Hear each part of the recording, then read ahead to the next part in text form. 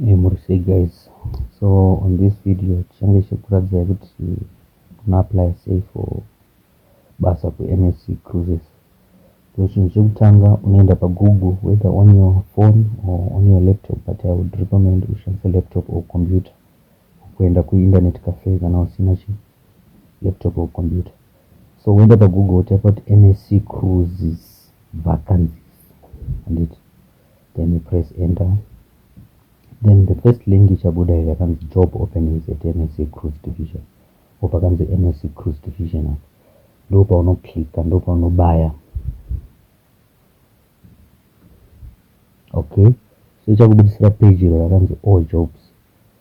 So you can navigate, scroll down, go through all my positions aripo if you want.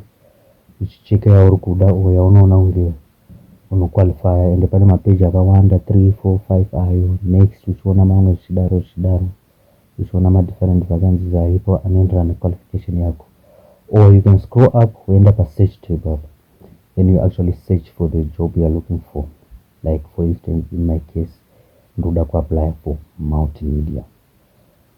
I'm a multimedia technician, so I'll go for multimedia and search up and I click search.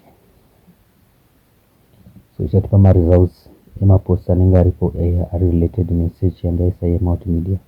So as you can see pane yakanzi show in multimedia operations, which is something that I'm not looking for. In the end of the day yakanzi multimedia host, so be careful ipapa you might apply for the wrong position.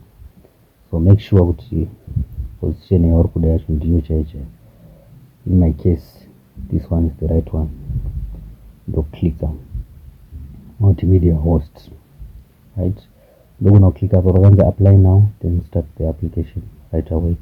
Or I can scroll down ndomboverenga description ndinyatso kuona kuti ndiyo here position yangu, zviri kudiwa apa ndinazvo here, ndozviziva here, zvirimo here muCV yangu, stuff like that. Ayo maroles ayakanzi impact zvaunotarisirwa kunge uchiita chichi pabasa pacho. So you need to read that and make sure kuti zvirimo muCV mako. So I would recommend you go through all this information before you just apply right away, and make sure kuti muCV mako all that information is included, right?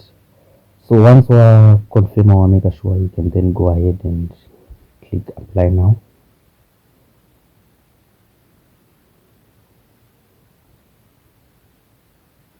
Right.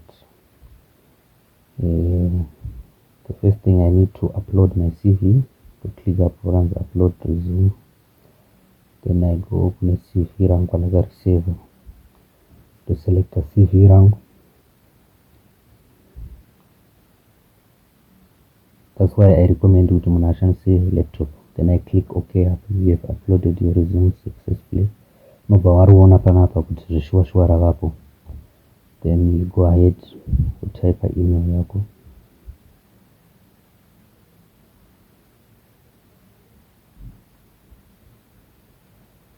After I say email yako, you say first name as it is on your passport or ID.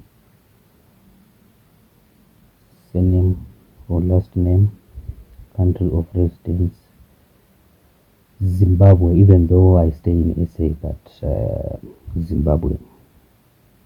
Cannot not permit same, just stick to Zimbabwe. Nationality Zimbabwe. Second nationality, I don't have one. So country code, for me it's a little bit tricky because I use a South African number, so I'm gonna go ahead and select South Africa. If you have a Zimbabwe number, go ahead and choose a Zimbabwe number. Inini anoona residence yangu that is Zimbabwe, nationality that is Zimbabwe, but then I'm still putting an SA number as Nagana Dampuzik. Date of birth, that is self-explanatory. We all know our date of birth.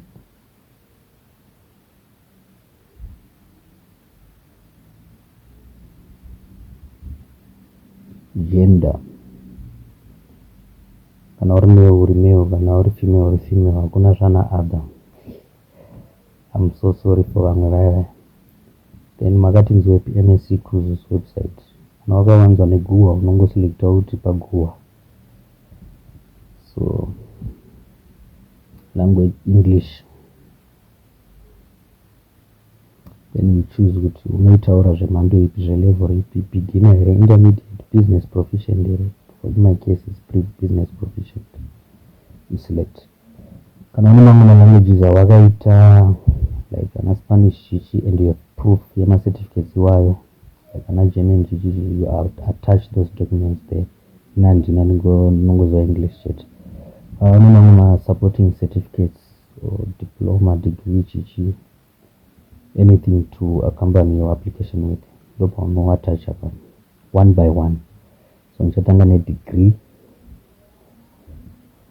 right? Your file has been successfully attached. Then you upload Notera, which is my computer certificate course. Okay, all these are related to the post and apply. Right. This is a reference letter. Hapa company andakamboshanda.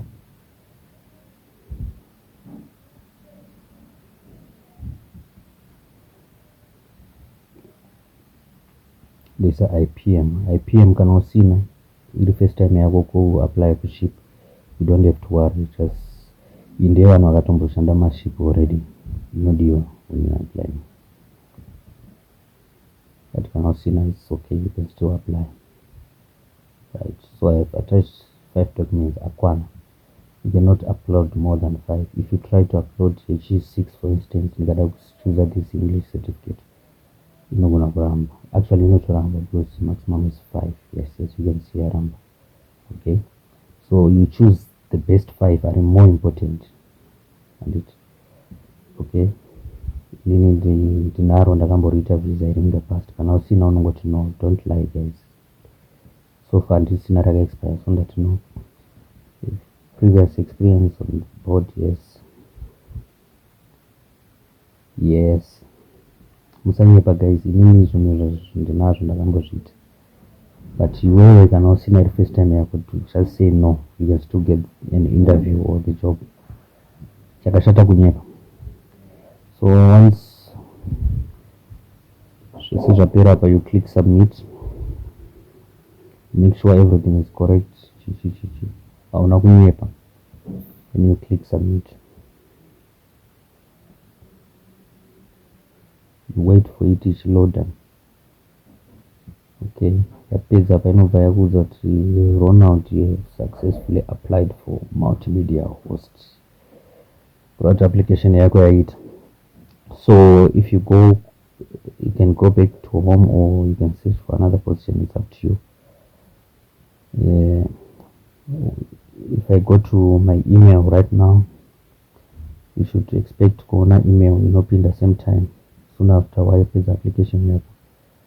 Dear Ronald, thank you for your interest in joining Explorer Journeys for submitting your application for multimedia host.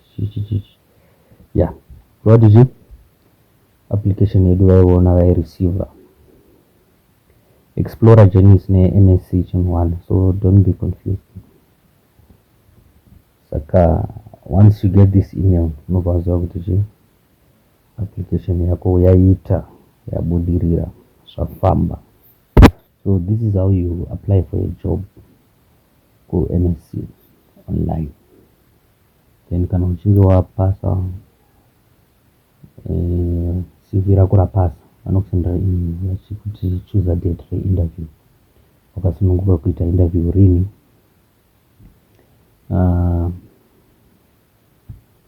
Then waka date rauri kuda kuita interview, waka date rauri kuda kuita interview. Ukapasa interview, vanokuudza the next steps. That's it guys. Thank you so much for watching.